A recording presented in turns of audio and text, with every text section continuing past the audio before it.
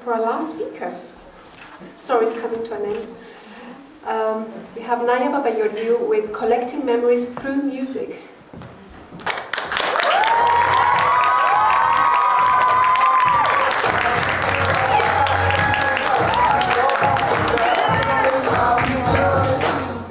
Hi. You might be wondering why I've walked on stage to a different song, a song that's actually 12 years older than me. It might have pulled up some memories for the people of this audience who are, let's say, more experienced in life. But for me, it's something important and something that I hold close to my heart. It's a memory. It reminds me of my dad. Please refrain from assuming that it's due to the lyrics, because me and my dad wouldn't typically go to a party on the west side and get buzzed, although I do see some of that in our future. It's actually due to the fact that many years ago, me and my sister and him would drive to school in the car listening to that song every morning. And what's so comforting is the certainty that would come with that song every single day. I want to take your time to talk about how we can actually collect memories through music. This is how I personally like to store my memories, because music is something that I've always connected with. But before we get to that, do you also ever think about why memories are so important to us as humans? In my opinion, it's because they form the foundation of who we are today. Everything that we've been through in our lives has changed us, one way or another, for better or for worse. People always say things like, don't hold on to the past, it's unhealthy, move on, get over it. But isn't that just erasing parts of ourselves? If you're a sentimental person like me, the worry of forgetting small things of your life in a time terrifies you. That's why, when something is important to me, I hold on to it and picture it in more detail so I can look back and remember. I've chosen to talk about music purely because of my connection with it. I've always loved it. Growing up in a household with two parents who constantly had MTV on, a nightmarish CD collection in the hallway cupboard. I mean, everything from Celine Dion to Rage Against the Machine. And as well as this, a sister who would constantly force me to harmonize with her in the car. It was hard not to find something that I liked. I mean, you can ask any of my friends, family, or even teachers. You cannot see me walking around without my headphones attached to my head. And as annoying as it is to other people, I would never rid myself of my devotion to the art.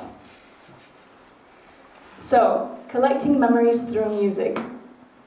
What? You might be thinking, well, same. Basically, I'm trying to talk about the feeling when you listen to a song that you haven't heard in a while, and it sort of transports you back to a time in your life.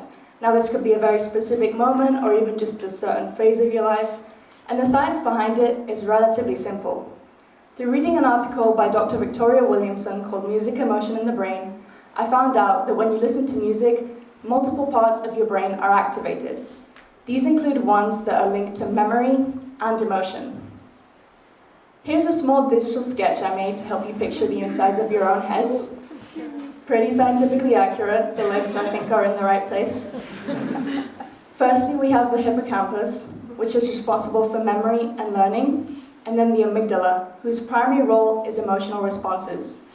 These two work together in storing emotional memories. Now, how does that happen? When you experience something emotionally intense, the amygdala tags this as important, which sends a signal to the hippocampus to remember this in a lot more detail. This is why we tend to remember emotional things more vividly than less significant events. Now, this also ties to music because it has a unique form over other forms of sensory input. The fact that it's repetitive, rhythmic, and highly emotive lets it get stuck in our heads. This is called the encoding specificity principle, which was tokened by Tolfink. This means that when you experience something emotionally intense and music is playing, your brain encodes both of these together. This is because the brain finds it easier to process information and remember it when it's organized rhythmically. Now, I want to give you a personal example of this. This is from 2022, when I went on an Erasmus trip to the Czech Republic. I was in some high mountains on this closed-off balcony, and I was in a foldable chair, asleep, taking a nap. Luckily, one of my friends took a picture of me in the moment, so it's the perfect example. Now, the point of this picture is that whenever I listen to the song Dark by Dominic Fike, I'm immediately taken back to this moment. I can feel the hot sun beating down on me. I can remember the awful back pain from that stupid chair I was lying down in. And I also remember feeling way too comfy to want to take my hoodie off, even though I was practically sweating. Now, this doesn't really have any correlation with what I've said, but trust me, it does.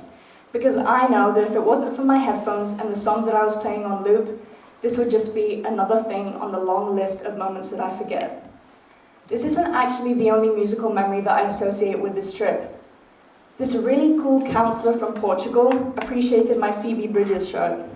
He was wearing a shirt that had a band I'd never heard of on it, The Beths. He ended up recommending me one of their albums, and I went and immediately listened to it, just so we could bond.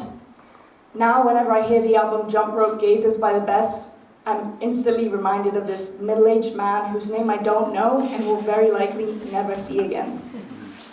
Now, because these musical memories mean so much to me, I have a way of tracking them and organizing them. It's a specific playlist I have called The Plot, aka The Plot of My Life.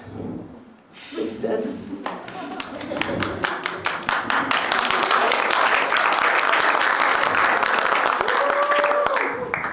So now, whenever I want to take a nostalgic deep dive, I've got my very own audibly immersive album full of various points in my life. I mean, there's a multitude of lyrics, artists, and genres in there. All my phases are packed into this playlist. Tragic or not, I mean, when I first discovered my love for singing and musicals, and probably to the dismay and disappointment of people who live in the same apartment block as me. I mean, it was wicked every night in the shower. I'm sorry to them. But that's how I like storing my memories. This playlist is like a treasure box to me, and I think it shows more of my growth than a photo album ever could. I hope one day that any of you can find a song that reminds you of something that you hold close to your hearts.